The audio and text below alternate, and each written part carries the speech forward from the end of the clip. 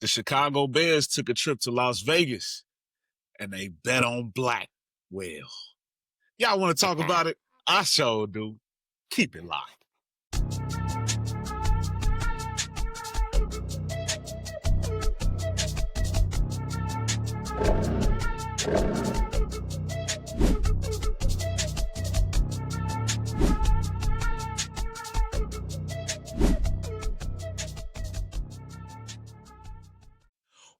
Welcome, everybody. Welcome back to an all-new episode of CHI Go Bears. As always, it's your boy, John Jay, and with me, once again, is my dog, D Snow from the Go. What's going on, family?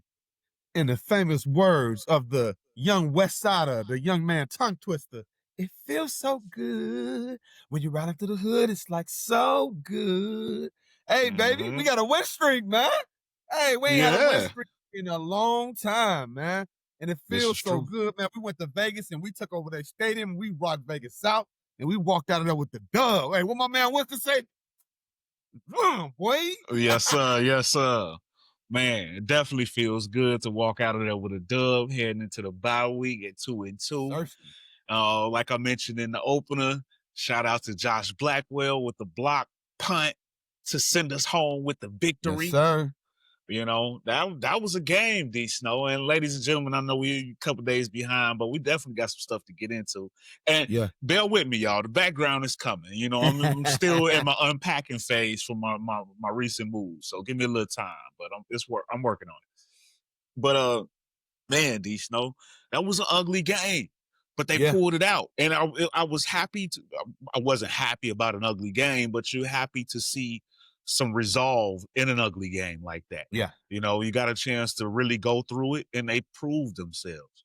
Yeah. Now Caleb had some moments last year where he showed the clutch factor.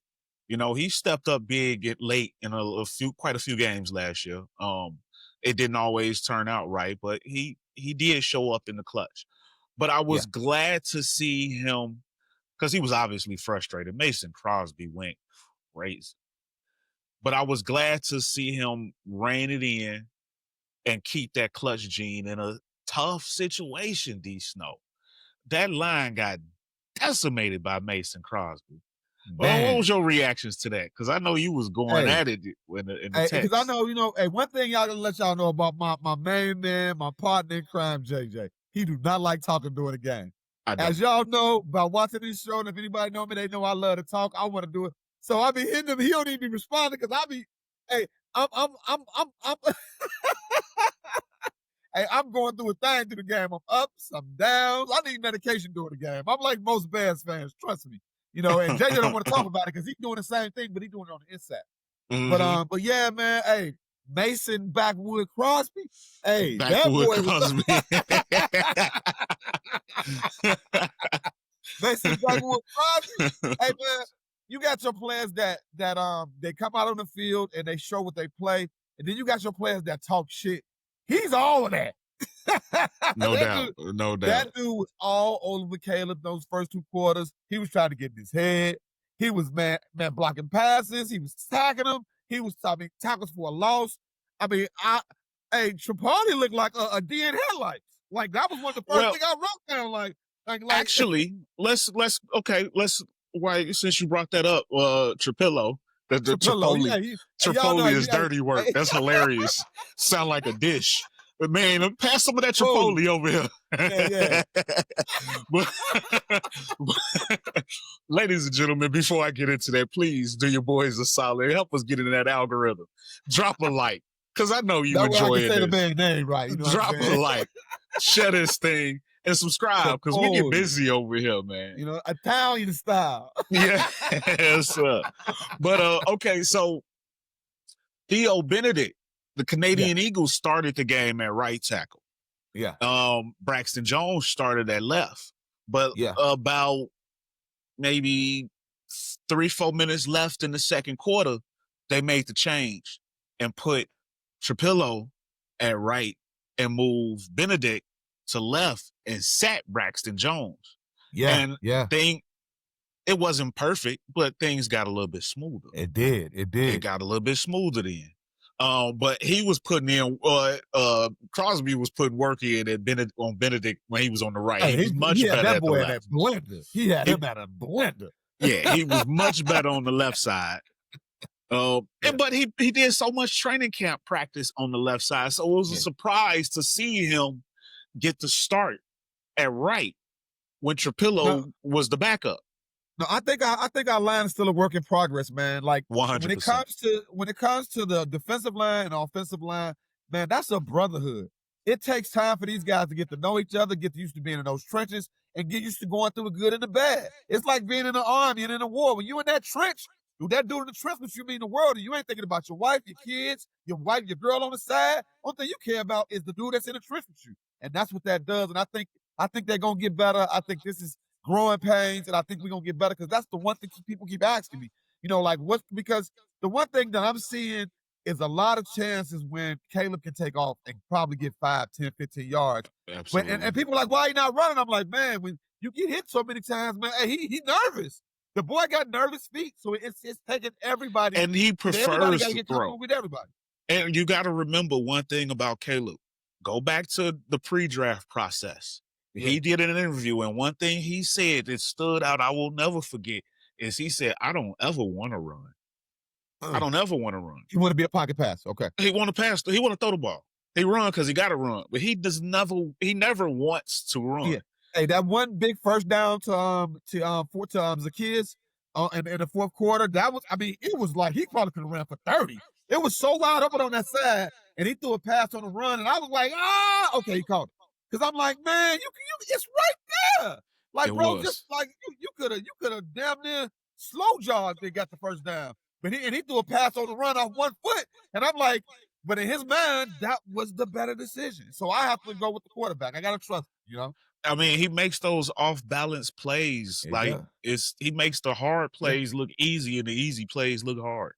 Yeah. We got to get those easy plays looking easy as well. Then he'll be unstoppable. And let me throw this stat out there that I saw right before we got on here today. Caleb Williams has the most touchdown to interception ratio out of any first-round pick ever for the beginning of their career. That is a huge stat. We already know last season he broke a record for fewest interceptions for a rookie. So, he only 6 for the whole season. And right now he's sitting at 2, which ain't bad. Yeah, so he had like 21 and 8 for his career to start. Usually, I mean, that's pretty good, coming out the door. So, especially for a Bears quarterback. So, I salute the Caleb, more like man. 28 and 8. Because he got 28 8. Yeah, I could be. He got 8 touchdowns this year. 8 touchdowns. So it's 28 8. I'm sorry, not 21. 28 8. Yeah. I'm sorry. Yeah, but hey, but great stat. But that's a good one, man. Absolutely, that's a really good stat. That's what you want to see from your quarterback. Protect the ball, especially in Chicago history of turning that bitch over. No, but I want to say, man, like you were saying in the beginning. It seemed like we were on our way to one of those tough losses when it comes to how we were looking in that first half. But something happened at halftime that really, really changed the game. And I don't know, I think Coach even knew that when he came out for his little halftime speech. He was fired up. And I don't think that lady reporter was ready for that energy that Coach was bringing out the locker room. Yeah, they definitely talking about that. And we're going to get into before we get into that, because the people are talking about that. You see I dropped a little... Yeah. I can dig it. But I think a lot of credit has to be to that offensive line switch. I think that really helped. But second half they definitely came out with a little bit more motivation. The defense played solid all game. They couldn't stop the run, which is a problem, especially going forward. Injuries have also been a problem. Grady Jarrett didn't play that game, and then on the offensive line, Darnell Wright didn't play that game. That's one thing that heading into the season, I was unhappy with having a bye week so early, but now I'm thankful for it because hopefully we can get some guys back healthy. But let's talk about when we can get back to the game a little bit more. But you brought it up. Let's talk about that little Ben Johnson coming back from halftime interview. Honestly, I didn't think much of it. in real time when it happened. Yeah. But the fallout is like, oh my God. I mean, he had to come out and issue an apology saying that he saw it wrong. ESPN is talking about it, First Take, Pat McAfee, everybody. What was your reaction? Did you feel any type of way? Did you think he was out of pocket, or what's your reaction to the national attention is getting? I was shocked because, like you, real time, I didn't see nothing in it. I didn't see what it was, that it was an issue. I felt like Coach was just fired up, and he just said what he felt in the moment down the road. I mean, it was loud as hell in there. I mean, I didn't see anything of it. So when I saw all of this, extra coming out of that, I'm like, this is the soft ass participation trophy world we live in now. This is exactly the problem. Because for what are we talking about? He didn't do anything to her. He didn't mean anything by that. And for him to have to apologize for him being a coach and just talking about, and I don't care what nobody says, she was asking a dumbass question. That was a dumbass question. And he's obviously frustrated at how that first half went. I mean, he's a first-time coach in his rookie season. It's the 4th game. And they're trying to figure shit out. And you ask him a question like, you need to switch things up? Do you need to switch your bra? Do I need to switch? Do you think? Like, you change your underwear every day? Like, what? Like, yeah. And in fact, that was the question in real time. It was the question that gave me the attention. Up? It's like, what the hell? Of course. Like, duh. Like, are you like what? Stupid ass question. And she said, like, with a little smirk and shit, like, he is a serious nails, balls to the wall coach. He's not one of those little laughy, silly guys. No. The whole time he was talking, my man got veins popping out his neck and shit. For real. He fired up. You can tell he just felt him up. You can tell by that play that he fired him up. Like, this should not even be a conversation. I think wait till you see the thumbnail for this episode. Wait till you see the thumbnail. And whoever clicked on it, you've already seen the thumbnail. Like, bro, like, at the end of the day, like, what are we doing? Why, like, because I got this one guy I watched that's just hilarious, man. This white guy, coach, I forgot his name, man, Steve something. But he was like, man, I'm telling you, we need to get dumb people like her off the field. Like, ask a solid football question. Let's move on. Don't try to go out there and look for no click farm or, you know what I'm saying, clickbait. Everybody's looking for a reason to try to be the next one that's in the spotlight. So, I mean, I think it's stupid. I think it's the only reason why it's such a big story is because we're in Chicago. You know what I'm saying? And it's always about, it's some man doing something wrong to someone. And this is about football. The Bears were the talk of the offseason, so you think it's going to stop? It's not going to stop. Right. And now that we won 2 games in a row, and that was an exciting win, all of the turnovers, everything. We shouldn't be spending time talking about this at all. And we're going to jump back into what's important, but we need to hit that because that was stupid. I mean, what do you think, though, man? I pretty much said it. I didn't think nothing of it in real time. In fact, I thought more about the question. I thought it was a dumb question too. Like, why would, of course we need to change it up. Duh. No, we're going to keep doing the same thing we were doing in the first half, and we're going to get out here and take this L. Do you think I'm an idiot? But, he walked it back. I didn't think he needed to, but it was good that he took charge, took onus of the situation, and did what he had to do. And, they're at least giving him credit for that. So, hey. Yeah.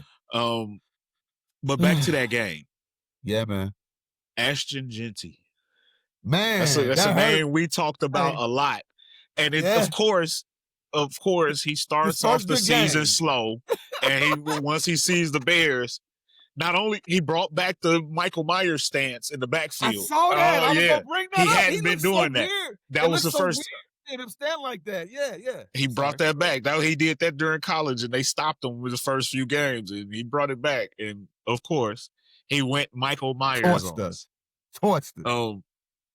But the defense, I was glad to see the turnovers. If it wasn't for the turnovers, we would have gotten demolished.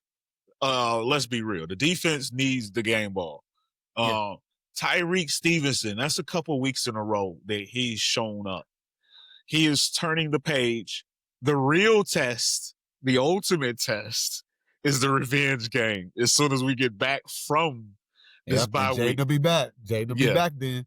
So that's going to be the real test. If you can get past that and have a good game, then always will Yeah. be forgiven. But he has been having a strong last couple of games, especially with the injuries. We've needed it in the worst way. So you already gave him a round of applause. I'm gonna give him give him a round of applause because he stepped up in a position that we thought we were about to get destroyed at. Especially that Cowboys game. Yeah. So he's definitely improved. I like what I'm seeing. And then Kevin Byard. Kevin Byard is just, man. Hey, when we got him, all y'all was talking about he old. I heard a lot of people talking about he was People old. said I that. told y'all, man. I told y'all, I said, man, that dude is a game changer. Me being in Jacksonville and watching him play against the Jags twice a year, that dude makes plays. You cannot, it's like you can be as talented as you want to be. Some people just know how to make great plays. He make great game saving tackles, interceptions. Hey, man, shout out to the old gray beard, man. Yeah, the old grizzled vet. He doing his thing, man. He doing his thing. Somebody else just started off shaky, and doing their thing now. Cairo Santos. Cairo Santos, I don't think has missed a kick since they brought in Jake Moody to the practice squad. He's like, wait, what? I got this. Since they brought in Jake Moody, Cairo Santos ain't mixed nothing. Mr. 4 and we needed every bit of it. Man. But the resiliency of our guys, the offensive line was outclassed, outworked, outhandled, out everything. But the resiliency to just keep it going and show up big in the clutch. I mean, I can't say enough about that. I'm proud of our guys. Shout out to the running game finally starting to get it going too, man. But now I had a couple of nice little moments. Barely, he has a couple. He did. He had a couple. He almost broke a couple. Like it's coming. I see what you're saying. He might end up being our starter sooner than later. Yeah, and right now the running game is still a big problem, and I think a lot of that will come around once you get some consistency on the offensive line as well. That's definitely got a lot to do with it. Speaking of which, Braxton Jones might sit moving forward, at least for now. Theo Benedict might have took his spot. Now Ben Johnson and Darren Rochard, they said earlier on that the offensive line still wasn't solidified, so we might see movement for the rest of the season, possibly. But do you think we've seen the last of Braxton Jones? Because this is contract year. Man, like, I think it's a telltale. The way Crosby was all over the field those first 2 quarters, I mean, he was popping his shit. He was doing whatever he wanted to. Like, it looked like a career game for him. And how quiet he was in the second half, that tells you a lot, man. That tells you a lot. Like, we controlled the line of scrimmage in the second half and kind of did what we wanted to until the end of that game. You should ask my family. When we went into winning formation, I started doing push-ups. Because I was like, man, I don't get to see this a lot. We either like, it's a game-winning field goal or game-losing field goal. You know what I'm saying? It's always on the brink every game for us. It felt so good to get a win when it was like, okay, it's over. We just gonna nail it down. So that tells me a lot right there, man. Braxton, you might be looking for a new job somewhere else, my brother. Maybe bagging groceries. Yeah, that's possible. If the Canadian Eagle continues to play well, it was it wasn't a perfect game. Mason Crosby still made some plays late. He had another block late in that game, but it was better. Way it was better. And that and NFL is a week-to-week type of game too. It's a week-to-week, so you never know. I'm talking shit, but Braxton could come out there and show us something in a couple of weeks. You never know how injuries go. But I'm with you. I think his opportunity might be bye-bye. Unless someone else gets hurt and he's forced to get back in there. Yeah.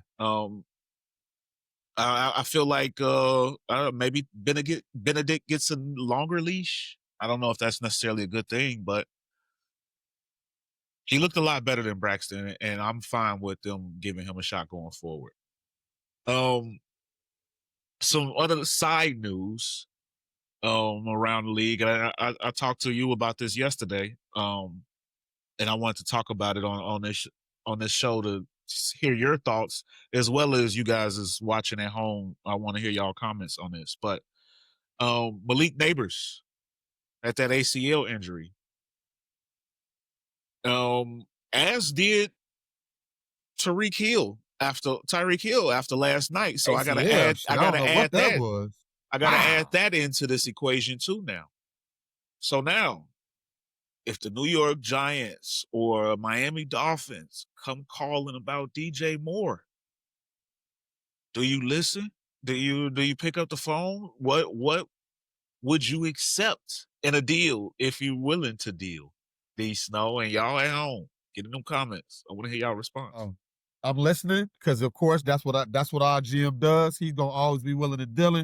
I mean, second or third round pick, and he gone. You know, I mean, I think it'll be worth it. It'll match the money because he did just get paid. But I mean, DJ's not a bad player. But I mean, we see, as I was gonna get into that. I mean, the Rome and Caleb train is on the move. Like every week, those kids are just getting better. Rome is at the top 10 when it comes to wide receivers this year. I mean, top 10 when it comes to yards and receptions and touchdowns. So That we see that chemistry they with have. him and Caleb is Oh man, we getting see that stronger and chemistry is stronger. there. And then our boy 3, we already know that. I mean, hey, Yeah, Luther is coming out LB3. the shadows.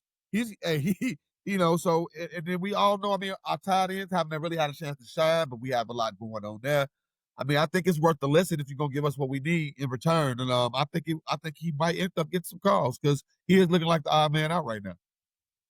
And not for a bad reason, because he's done nothing wrong. He's a good guy, stand-up guy, family guy. I mean, good teammate. I love him. But hey, we gotta do what we gotta do, and we gotta always continue to look to get better. Absolutely. Absolutely. So I'm listening. I'm definitely listening to calls if it's me. I'm asking for an overpay though, because I don't really want to give him up just yet. We don't have to. Those guys are still on a rookie contract, so the money isn't interfering with anything yet. And he's doing so much more. He's blocking. He's getting the ball out of the backfield. He's doing a lot for these young guys right now. So I'm listening to calls. I'd be a fool not to, but I'm asking for something a little bit more. If it's New York and you offer me a 2 and a 3, I might want a 1, or give me Kayvon Thibodeaux with that. Give me an overpay because we need an edge. Yeah. If you want him, you're gonna pay out the ass for him. Show me you want him. Yeah. I'm not finna just give them away. And you know what? Bringing up New York right now, they got a spark in the city that they haven't had in a long time. Yeah.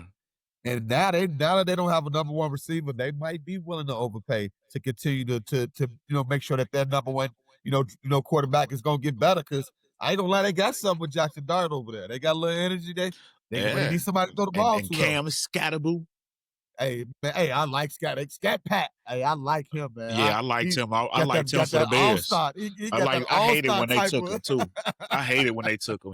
Oh my God, if he was with us, produced just as much as Genty. He and produced as much as his Genty in college. Like, on 20. Yeah, he's a bruiser. Yeah, they might be willing to overpay to continue to that's what I'm asking for. I'm asking for an overpay. Ladies and gentlemen, get in those comments. I want to know what y'all asked for. Would y'all even take the call? Would you hang up and say hell no? As far as the Dolphins, I don't know what they got that I want. Give me picks. Oh, overload me on picks. Yeah. Give me what you paid to get Tyreek. Y'all did it before. You can give me what you paid to get Tyreek here. Because they do need that. Yeah. So I'm not just giving away DJ because there's no reason to just give him. We don't have to give him up. He's not hurting us right now. He's still helping us out tremendously. Yeah. So yeah. The fact that you could bring him out the backfield, you lining him up all over the field. Oh man, I guarantee if he went to a New York or to a Miami, oh man, he probably still end up with 1,000 yards this year. Seriously, he's that type of player. If you dedicate to making sure he get the ball, oh, he's gonna make plays. Yeah. Or the Jets. Reunite them with Justin. They showed yesterday that they need more than just Garrett Wilson. Yeah. He went off. Yeah. But they need more. Yeah. No pun intended. Hey, that was a good one. Yeah. Him and Justin had great chemistry. He had his best year. That's true. 1,300 yards. So yeah, With a guy that say can't throw the ball. you're give me one of them running backs. Give me Braylon Allen and a 1 and 2 twos. I still want the overpay. Give me maybe even more than that. I want to hear y'all thoughts down in the comments with that. But yeah, just I'm trying to think. Did we cover everything from this previous game against the Raiders? Oh, 800 wins, man. 800 wins. We got our man. 800th win. Absolutely, we got our 800th 800 win. wins, man. That was pretty big. Absolutely. It's only us and the Packers over 800. Yeah. Right. So, speaking of the Packers, how good was it to see them struggle against the Cowboys? Come on back down to earth. Come on back down to earth. Now, don't get me wrong. They're better than us right now. Yeah. But only a game ahead of us for the first place, though. But a half a game. Half a game. Because they got a tie. They're 2-1-1. Yeah. Yeah. So this division got a little bit more interesting. It's not as because the Lions looking lights out after that first loss. Like they look like world beaters right now. I mean, they took them boys out to the shed and whooped them with their own switch. That was that type of game. Like, hey, I can't wait to see the Lions again. Hopefully we ready for them next time because they looking real good. Yeah. But so moving forward, just with this bye week coming up, and hopefully we'll come to you again and talk more about the upcoming game against the Washington Commanders. But we can get into it a little bit now. Hopefully these guys on this injured list doesn't look like a full lineup. Yeah. I sent you that injury list for this past game, and you was like, crazy. "Whoa!" Like it looked like a starting lineup. A whole starting lineup was out. That's why I'm so excited about the win. I mean, for us to win with those caliber of players not being able to play, that was a very good and big sign for our team and for our coaching staff. These are major players: Kyler Gordon, T.J. Edwards, Grady Jarrett, Colston Loveland, already Jalen Johnson. We know about that. Like it was all our money tied up in them Darnell Wright. Like all these are starters I'm naming. Yeah. So yeah, this bye is coming at the right time. Hopefully most of these guys can come back healthy. Maybe even Austin Booker. He should be he's eligible to return. So hopefully we catch Washington at the right time when these guys are coming back healthy and rejuvenated. And I know they ready for this game. Ben Johnson wasn't there last year to suffer this loss, but he petty. He petty. He know what this means. It was the national. It was in this national spotlight, and it's gonna be on Monday Night Football. He the type of coach. He finna put that on Tyreek this week too. Like, hey, you know they still hold that against you. They playing their videos. They playing that video. Yeah, this your chance. This your get back game. This your get back. You know. Yeah. So I definitely can't wait for this game. And again, we'll get as we get closer. We'll do more digging into what we want to see in scouting. But just right now, the way things are going, Washington is a beatable team. Yes. This is a beatable team, and Caleb is playing some good football right now. It's not perfect. There's going to be an improvement, but he's playing some really good football right now. And I would venture to say probably the best amongst all of the year 2 quarterbacks. I would say maybe Bo Nix is the closest, is right there. Those are the top 2. Bo's looking good. He looked really good last night. Yeah. But yeah, I like our chances now. Things aren't as bleak. Funny now that we bring that up, the 2 oldest quarterbacks out of that draft class are the ones doing the best. No. Because Caleb Bo Nix was the old man. Caleb one of the youngest. Caleb. Okay, I thought Caleb was like 22, 23 as well. No, Caleb and Drake May were 21. They first year eligibility. I know Bo Nix like 25. Yeah, Bo Nix, Michael Penix, and Jaden Daniels are all older. Yeah. Okay. I was wrong. Okay. Yeah, they are older. Drake May and Caleb was all first year eligibility. Again, especially everything he's been through with the 3 different coaches, 3 different offensive schemes. I mean, hey man, shout out to Caleb, man, picking up the new offense and running with it. You look a little nervous out there, but you're still making it happen. We 2-2. Can't complain. Yeah. You'll be nervous going up against Mason Crosby. He looked like a psychopath. Man. He was everywhere. So Caleb probably having nightmares right this minute. Oh, Backwoods. don't sneak up on me like that. But yeah, ladies and gentlemen, I definitely want to hear your thoughts. But Please. D Snow, did you have anything else you wanted to comment on that on moving forward about the next game or whatever else? No, man, just excited about the bye week. What I was thinking about when we were talking about this, I'm hoping that the GM is doing this. You know what I'm saying? Because we need, hey man, we need a guy to rush the quarterback, man. We need somebody that's gonna put some fear into the other, quarterback's mind. Right now, these quarterbacks aren't afraid of us. And we need that. So if you got to shake up the lineup to bring in a guy, and we still listen. I think the offensive line, if we can bring in somebody else too, if it's something out there, I think our trenches, we still need to continue to be working that. Hopefully, he's still working the numbers because we can use a guy to rush the quarterback bad, man. Yeah, absolutely. And just my final thoughts. It's not really about the Bears. It's of the Chicago. Go Cubs, go! Fly the W. Game 1. Yes, sir. Yes, sir. Oh, another thing too before we go. NFL, we got to get rid of this tie shit. Like, that was such an exciting game to watch. Somebody's got to win that game.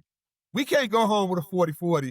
After all the blood, sweat, and tears, dudes, we out here losing. Out for the season. Somebody got to go home with this dub, man. They should just do what the college does.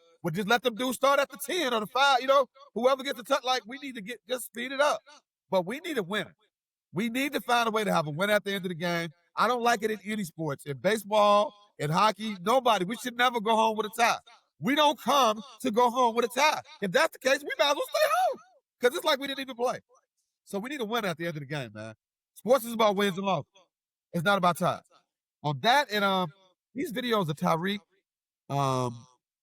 first when he was riding on the cart after he broke his leg, and it was a lady that was riding behind the ambulance, this nigga was smiling the whole time. Excuse my friend, but what a football player's made of, bro. That man leg went away it don't supposed to go. His leg looked like a chicken wing. You know how they flip the chicken wings before they put them in the crease? That boy leg was folded up, and he was smiling and laughing bro. I think it was. I was watching it in real time though, and Tua even commented on it in his post game. He's like, that's just his personality. I think it was more of never let him see you. Oh, bro. Never let him see you down. Just trying to They covered me up because I'm it's just that I think he was just you could see the hurt. I in real time I could see the hurt in his face. He knew it was over with, but he still kept that smile. Respect, power to him. Bro, I thought it was so bogus that at that moment as they carted him off the field, now we want to talk about how his ex-wife has filed for divorce and how she said he beat him. Why are we talking about this on national TV? As this man is getting carted off with a broke leg. There's a lot of people that don't like Tyreek Hill. Man, you can tell, bro. That. There's a lot of people that's happy at that right moment, now. I was like, wow, that has nothing to do with right at this moment at all. But y'all wanted to bring that up, though. So, yeah. Yeah. And on that note, ladies and gentlemen, definitely appreciate y'all stopping by. Always. You could have been anywhere else in the world, but you're here with us. Please do your boys a solid. Drop a like. Share this thing. Subscribe to this thing because we get busy over here. You hear me? And as always, we appreciate y'all. We love y'all. From CHI Go Bears. We'll holla. Go Cubs, go. Yes, sirski. Peace. Peace out.